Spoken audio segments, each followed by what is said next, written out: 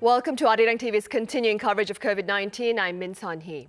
Since recording its first case on the 20th of January, Korea on this Tuesday has noted more than 20,000 infections.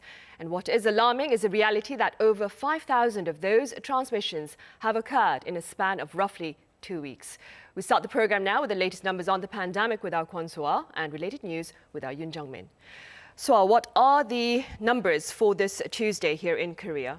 Well, Sunny, as you just mentioned in your opening, on the first day of this month, Korea has surpassed the 20,000 mark. Here is the exact number that we are seeing today, and that is ever since the first outbreak on January 20th, which means around 7 months or 225 days since Korea had its first case here. And also more than a quarter of these cases, to be exact, 26.8% were confirmed since August 14th. That is the latest massive outbreak that started here in the capital region. And this fast surge also led to a jump in the number of patients in severe or critical conditions, which has surpassed 100 this Tuesday. Meaning there is a concern that the death toll will likely rise in the next days. But the good thing is that here at 324, we did not add an additional fatality in the past 24 hours. And we only have 10 new cases of people in quarantine, whereas 225 people made a full recovery of COVID-19 in the past 24 hours. And if we look at our graph here, we see that compared to last week, we are seeing a decline. In fact, we had a huge surge up to the 400s until Thursday, and then we are seeing a gradual decline. Let's hope that this trend will continue as people abide by the social distancing measures. Let's move over to our map now. Again, in the capital region, most cases were concentrated this Tuesday. Now, Gyeonggi-do Province, Incheon, and Seoul combined have 179 cases today. So for the second straight day, the number in the capital region is below 200. But of course, still across the nation, we are seeing a scattered infections. So we shouldn't be relieved as of yet. And we have a slight increase of imported cases compared to yesterday, which were at 13 today, with 4 of those detected at the nation's airport or seaports. And with that, let's take a look at the international situation. We have over 25.6 million total cases with 854,000 fatalities and some 17.9 million recoveries. And taking a look at the countries with the highest number of infections. Here, the U.S. on top at 6.2 million, followed by Brazil at 3.9 and almost 3.7 million in India. And it looks like India may surpass Brazil sooner or later because India is seeing over 70,000 new cases on a daily basis. And while the country actually entered a new phase of reopening with the beginning of September. So that is a huge concern. Let's move over to other places. It looks like Argentina, with almost 10,000 new cases reported in the past 24 hours, has surpassed Chile's cases at over 417,000. And those are the updates I have for now, but I'll be back with more after the government briefing. Back to you, Sunny. All right, so thank you for that. I'll see you back at the desk.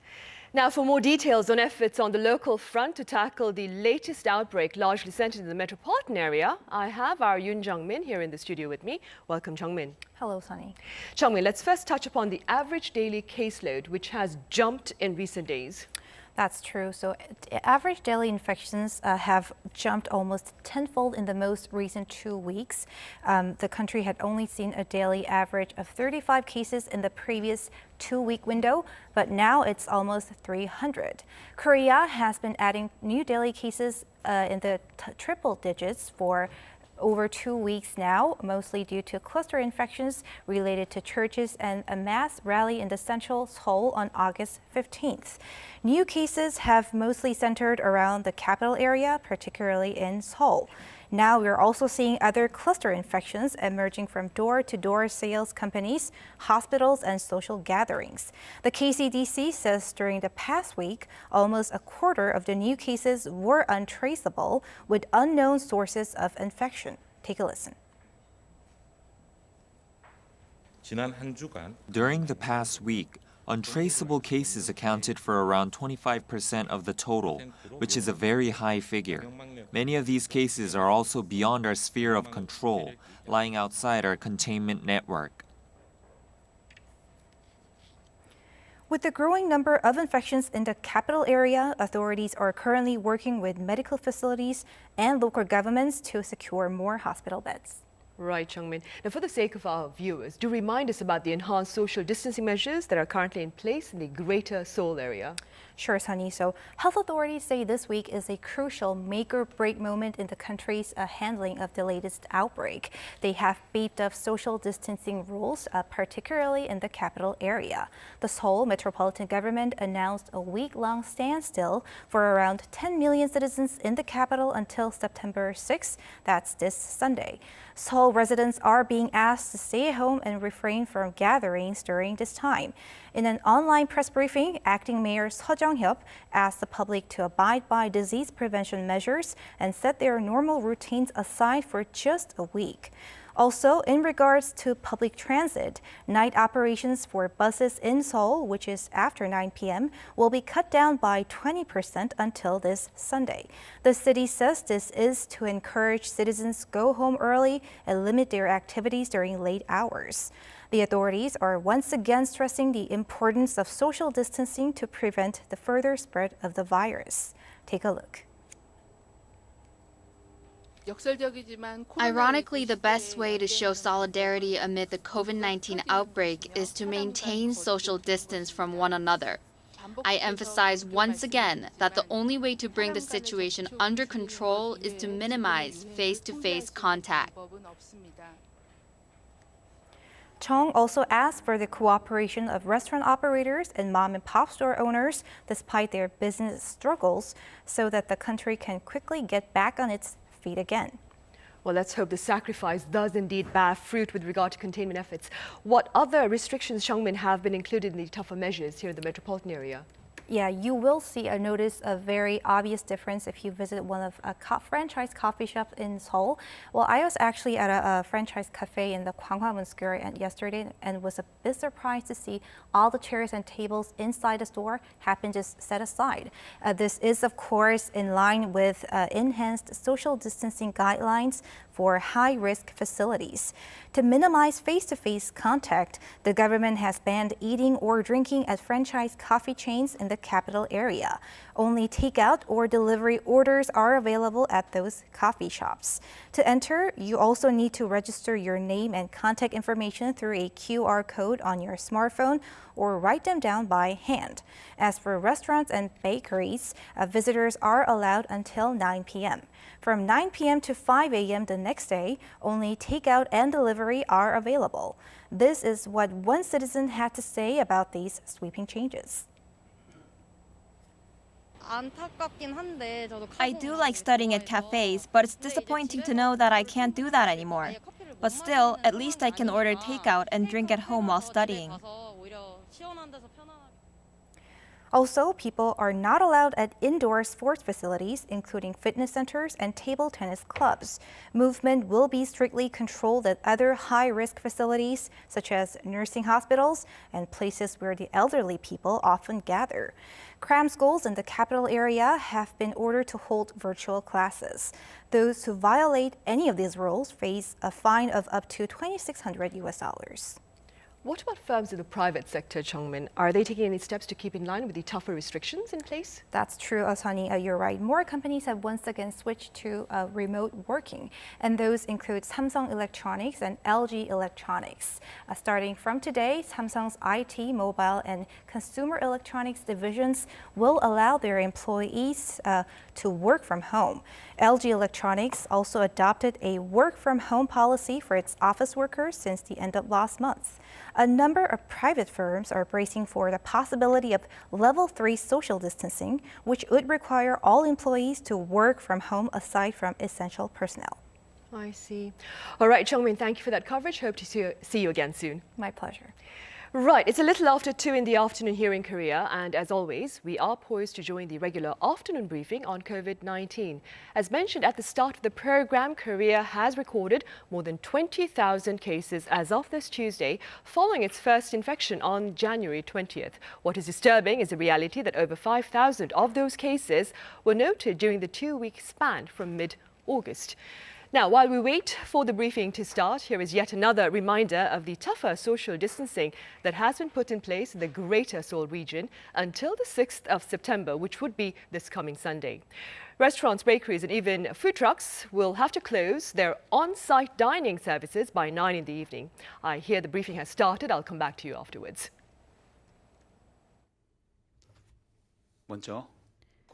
First of all, here is Deputy Director Kwon Junuk with the briefing.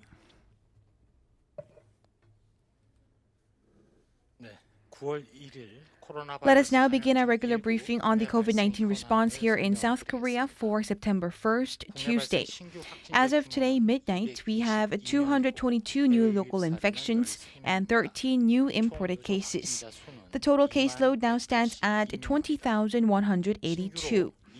225 more people have been discharged following full recovery, while 4,660 people are in quarantine undergoing treatment. There are 104 patients with severe or critical conditions. Yesterday, we had no additional fatality.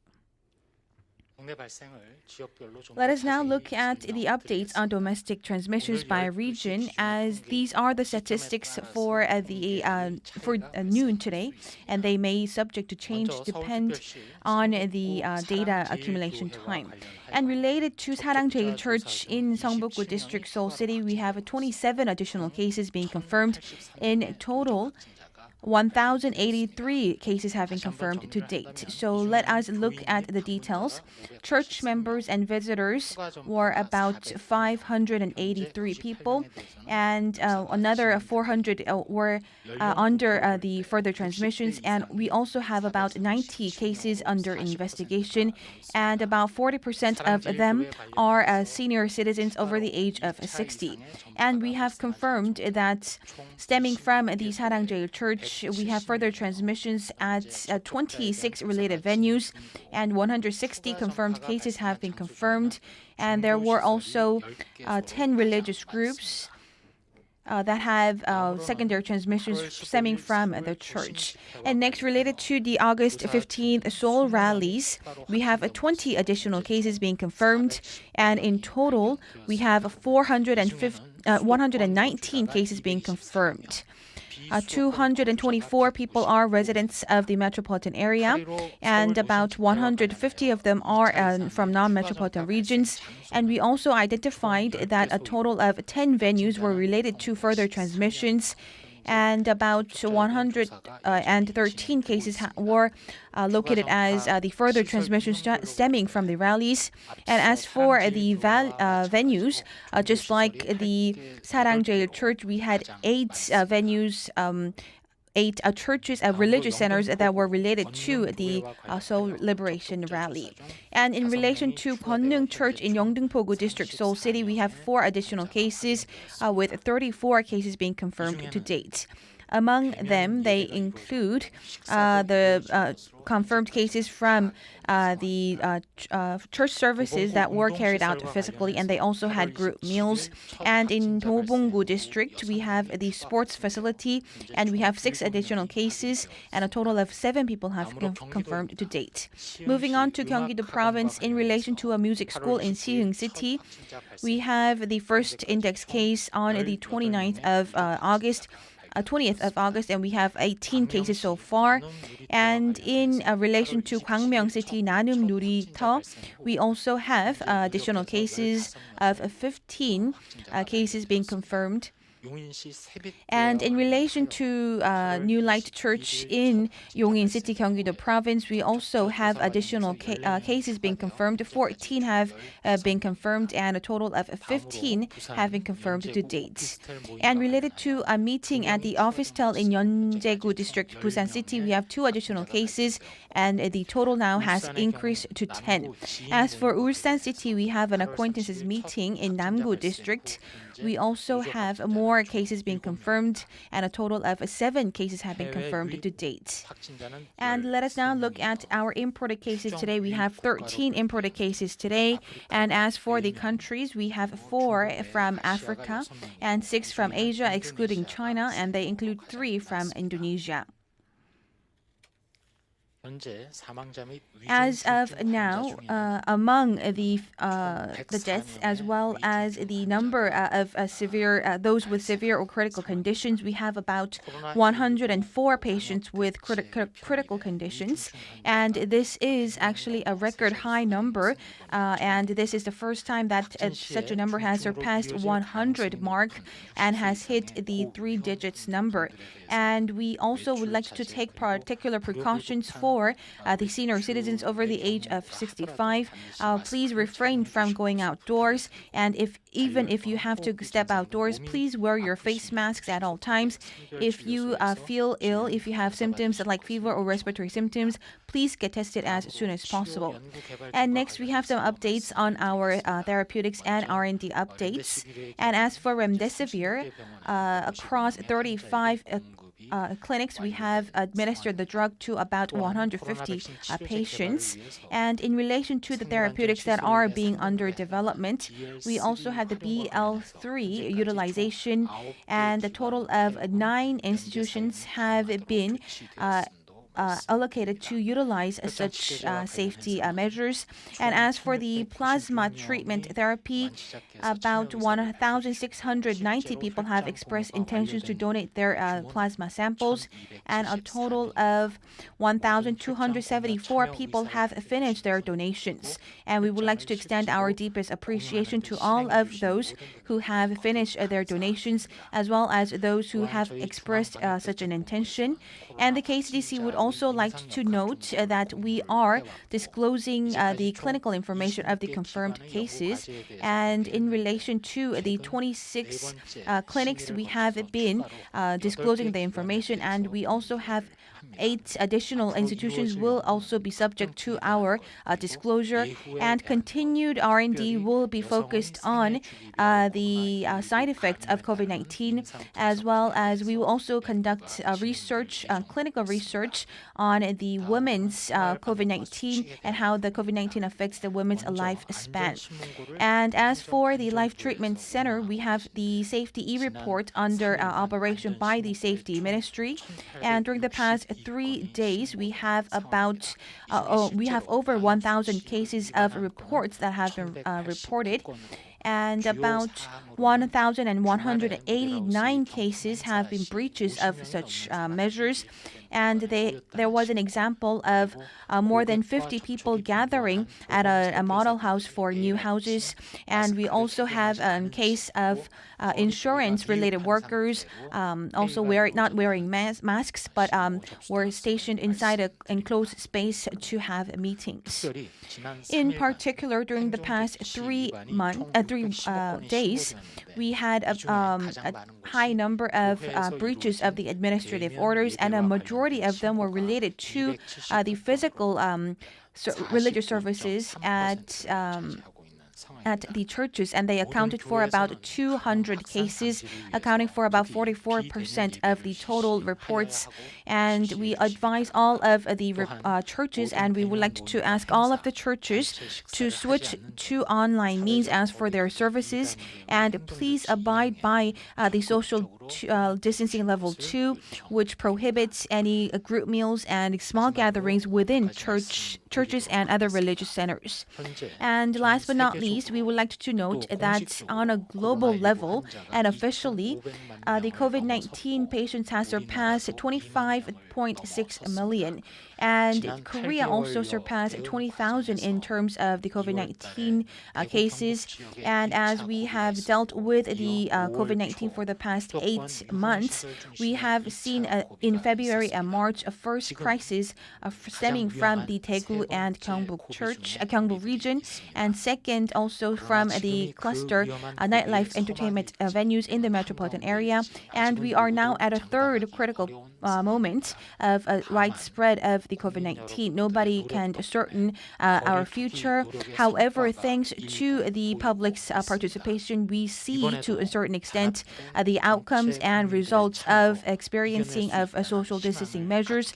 And this is why we have high hopes that we can overcome such a challenge thanks to the participation and support from the public. However, please note that on the other side of the social distancing measures, we have a lot of the difficulties as well as pains that are being endured by the self-employed.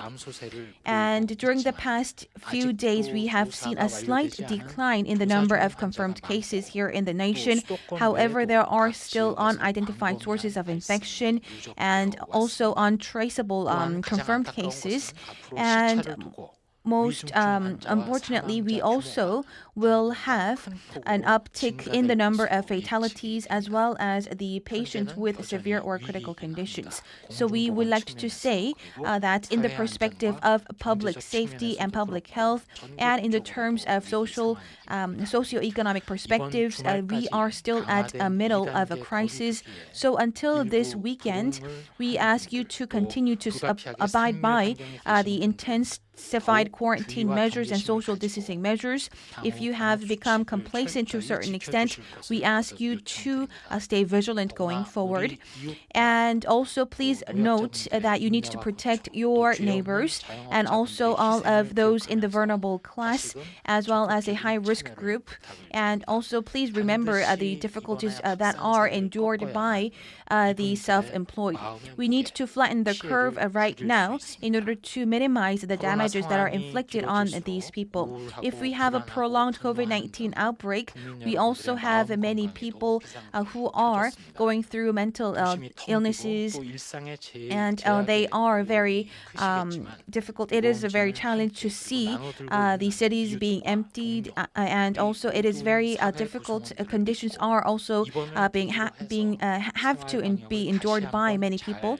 And please let us be vigilant and abide stringently by the life quarantine measures. And if we do so, we can have hopes to return our routine daily lives. So we ask the local authorities as well to abide by these measures and to intensify quarantine measures. And they also have made new epidemiological teams with experts, and lots of the religious circles have also exerted their full efforts to become an exemplary in these industries. And we also have seen the cities of Gw'T and other cities that have exerted their efforts for quarantine as well. So we are gathering and mustering our strength and energy right now. So we would like to note that the quarantine authorities will continue to exert our full efforts. Thank you very much.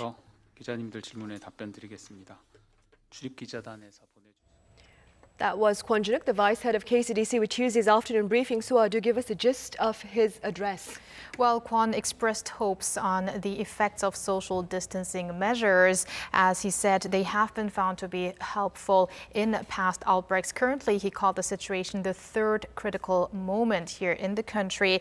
And he also expressed hopes because we are seeing a decline in daily figures, but asked for the nation's people to remain vigilant, and especially because although the curve is bending down, we are seeing a three-digit number when it comes to people in critical or serious conditions. So that is a big concern. And also because we are still seeing unidentified sources of infections, especially as we're still seeing rising cases related to this Arirang Church in northern Seoul, as well as the August 15th rally. All right, Suah, thank you for that. Do take care. See you tomorrow. You too. See you tomorrow. Right. Uncertainty over the global economy amid the pandemic has pushed the price of gold to record highs in recent weeks. Will this trend continue? We have that answer in this next report.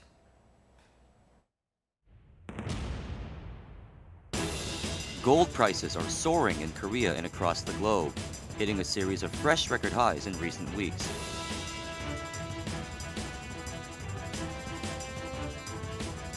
On August 6th, gold prices topped $2,000 per ounce for the first time on record. And as of August 31st, gold prices closed at $1,967.40 per ounce. So what is fueling these fluctuations in gold prices?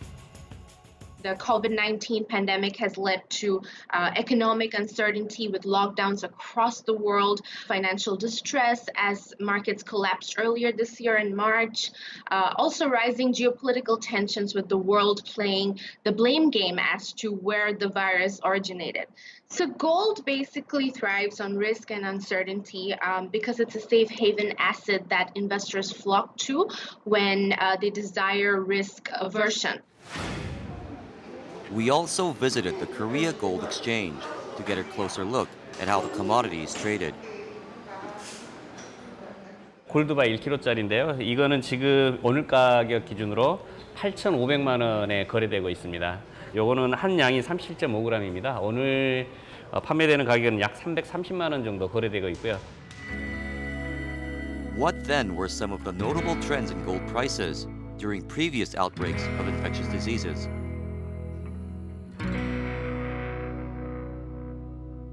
MERS started in 2012.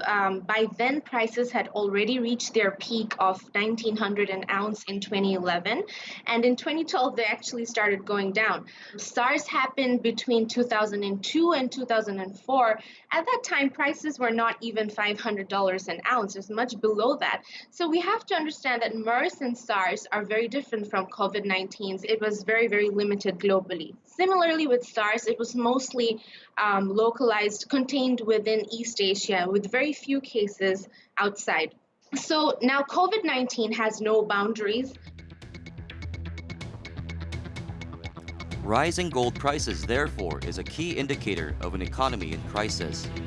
What then is the outlook on gold prices as the world continues to grapple with the COVID-19 pandemic? The Bank of America forecasts that gold prices could top $3,000 per ounce within the next 18 months. However, on August 12th, gold prices tumbled nearly 5% before erasing most of its losses later in the day to close at above $1,900. So what is triggering such high market volatility? Because of the return of risk-on sentiment, which is due to the economic data showing that the worst is now behind us, and hopes of COVID-19 vaccine approval is also heightening.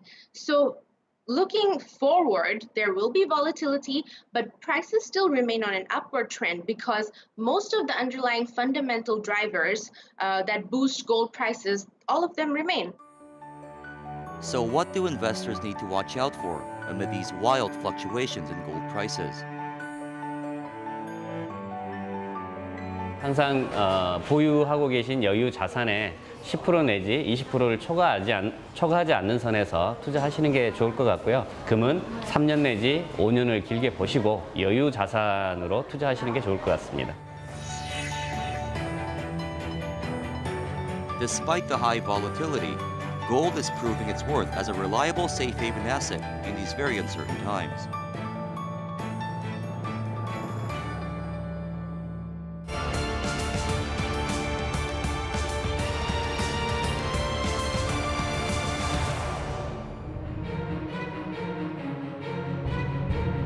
방역을 강화하면서도 한순간도 경제를 소홀히 할 수 없습니다.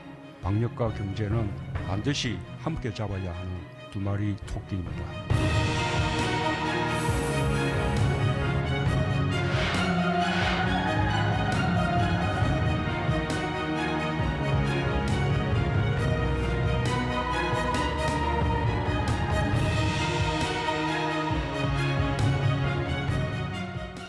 Seeking a balance between ensuring public health and that of the economy continues to challenge health authorities worldwide. And it is perhaps this particular challenge that is keeping local officials here from raising Korea's social distancing to level 3, which would essentially bring to a halt most economic activity. To address this dilemma, here in the studio, I have Professor Kim Se-won from Ewha Women's University. Good to see you again, Professor Kim. Good afternoon, Sunny. And joining our studio session virtually is Professor Lee Hoon Sang from Yonsei University. Good to see you again, Professor Lee. Thank you for having me today. Professor Yi, where do you stand on the debate of imposing level 3 social distancing? So now the time has passed much since the situation has escalated, and the confirmed cases is about 235 today. And as the case has decreased from the 440 cases, and the situation is keeping at a level of about 200 cases for last couple of days, it seems that we may be able to maintain social distance level 2.5 as the government has suggested if the number of the cases does not spike so much. However, what is regrettable is that this strong measure has not been implemented a little earlier, more swiftly. Indeed, 2 weeks ago, when the cases were increasing from 50, 100, and to 200 cases, it may have been great to have the strong and shorter distancing level 3 measure implemented, especially over the weekends. However, the hopeful situation is that the general awareness of the situation among the general public seems to have risen very much. And compared to last week, the voluntary participation in social distancing seems to have gone up very much high. In this situation, I think we may be able to keep up the measure at the level of 2.5 and consider increasing the social distancing to level 3, depending on how the cases level changes. I see. Professor Kim, what would be the economic fallout of a level 3 alert system? Well, it is not easy to estimate the exact impact of level 3 social distancing on Korean economy. But considering second quarter's economic growth was negative 3.2% with kind of loose social distancing and other countries' experiences, there is a possibility that Korean economic growth, quarterly economic growth, will be plummeted down to negative 5% level if government decide to enforce level 3 social distancing. Professor Yi, in your personal view, how effective do you suppose a level 3 social distancing would be? Even though we implement the level 3, I think what is still important may be about the messaging. Indeed, the level 3 is a draconian measure right before the level of a total lockdown, and it will reduce most of human-to-human interaction of the infections. Thus, I think it is quite likely to have the effect. However, the problem is about the cost and benefit issue of the implementing this drastic measure. But the important aspect is about the way the government framed the messaging, which should be very strong and simple and clear. At the Itaewon club cluster outbreak, the government sent out a message about possible easing of the social distancing measure, including bars and alcohol drinking places, right before the weekend. And it may have given false sense of the security from the COVID-19 infection situation. Thus, the strong implementation of social distancing shall be done with a clear public messaging, even with a level 3. Professor Kim, Professor Lee just mentioned the Itaewon outbreak. Do tell us a bit, that is, about the economic repercussions in light of the containment efforts during the Daegu outbreak back in March and the Itaewon outbreak back in May. Well, actually, at the early stage of the pandemic, coronavirus impact on the economy was so huge because social distancing makes people to stay far away to each other. So that gave a huge impact, particularly on service industries like restaurants and sightseeing and so on. But as time goes by, I think people found a way to have a better trading method based on online ordering and delivery businesses. So I think slightly more strict social distancing does not have big impact on economic activity, particularly on promoting and discouraging actually domestic consumption. I see. Let's take a moment now to turn our focus abroad for more on the impact of COVID-19 on major economies. I have Mr. James McCormack from Fitch Ratings live on the line in Hong Kong. Welcome, Mr. McCormack. Mr. McCormack, can you hear me? Yes, I can. Yeah. Right. Yes. Mr. McCormack, there have been resurgences in countries like the US and Japan, as well as those in Europe, following an ease in lockdown measures. Now, simply put, efforts to revive the economy appear to be fueling fresh outbreaks. What are your thoughts? Yeah, it's always going to be a bit of a trade-off, the benefits, the health benefits of locking down and the economic costs. And I think it's a struggle for policymakers to calibrate that, precisely correctly.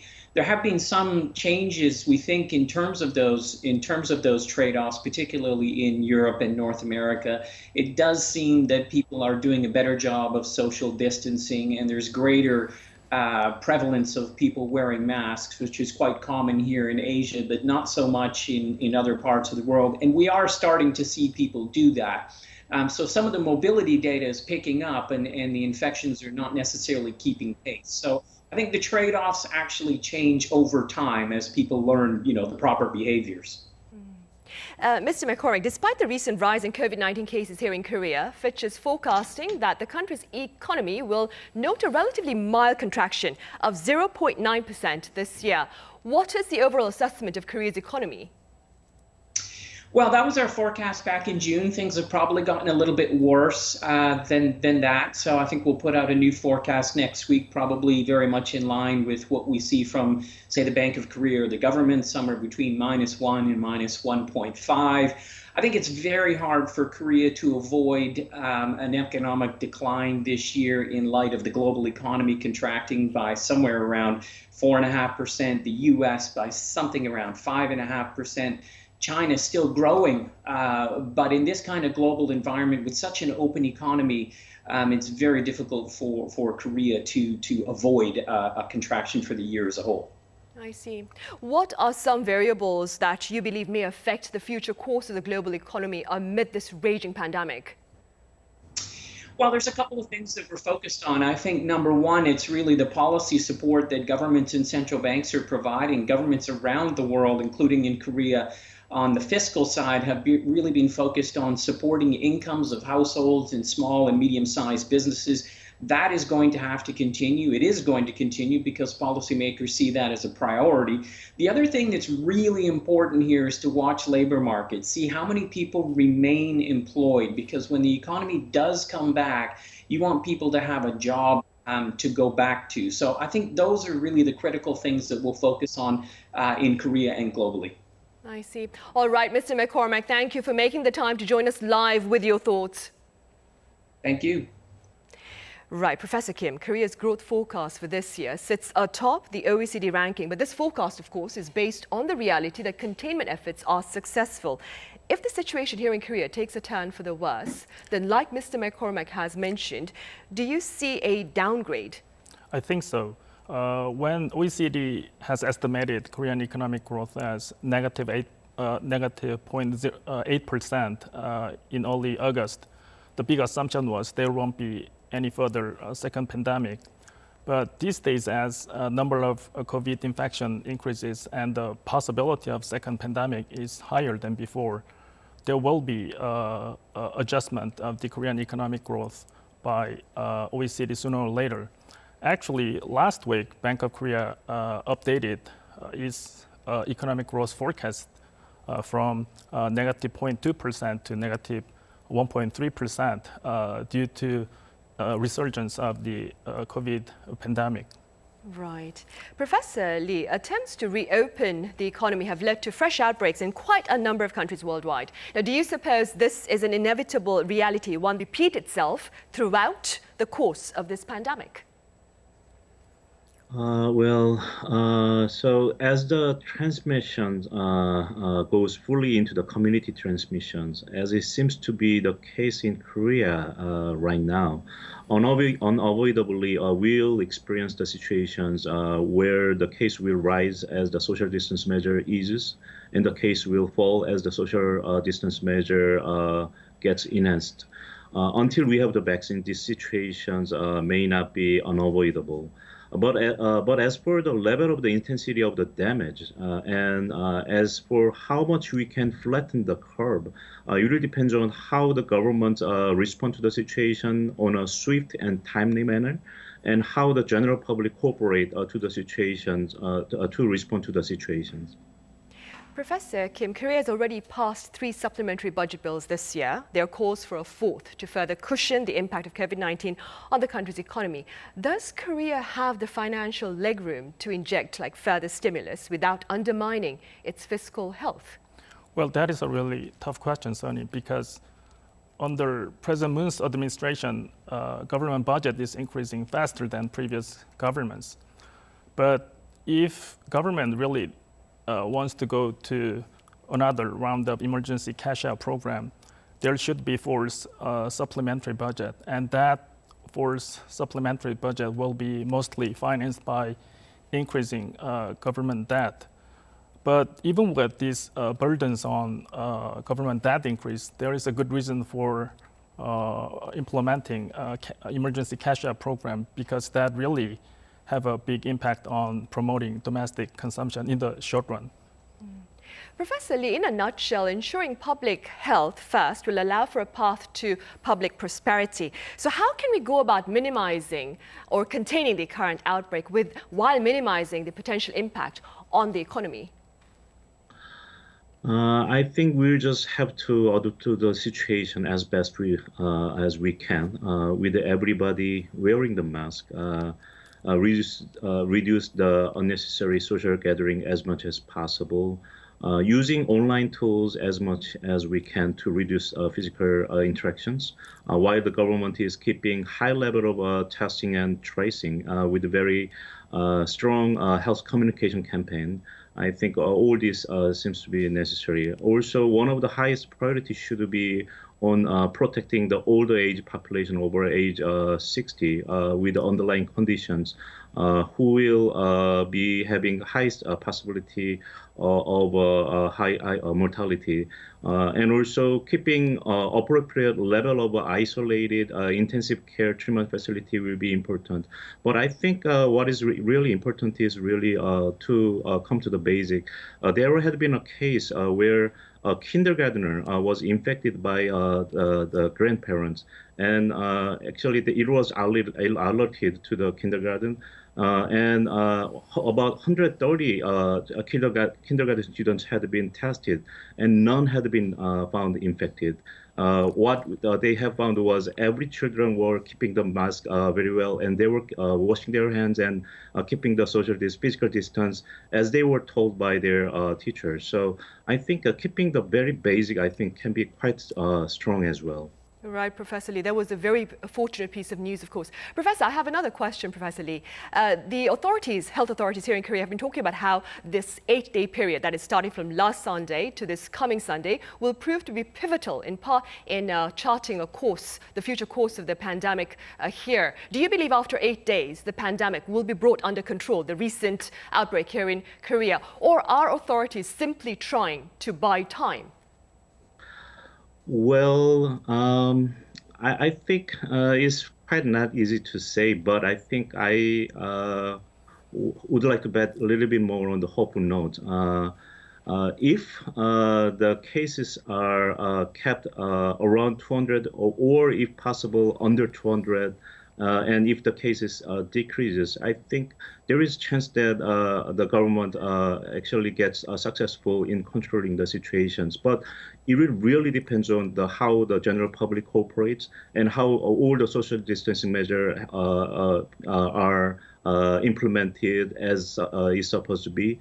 So if we do everything as the rule book says, I think based on the rule book, I think there is somewhat of a higher chance that we may be able to improve the situations. Right. Professor Kim, what measures would you propose to ease the impact of containment efforts on the economy overall? Well, I don't think there is a perfect compromise between prevention of pandemic and encouraging economic activities, because higher priority should be given to preventing pandemic over encouraging economic activities. So I think if we can focus government's resources and policies on promoting reconstructing industrial structure on like online business and first wave industrial revolution related industries, we can have more advanced economy when pandemic is over. I see. So we need to have more effort focused on that then. All right, Professor Kim, as always, thank you for your thoughts. And Professor Lee, thank you for joining us virtually today. Thank you very much. Thanks very much. Right, well, that brings us to the end of Tuesday's edition. Tomorrow at the SAR, we delve into the development so far in the search of a vaccine against and cure for COVID-19. Do take care and thank you for watching.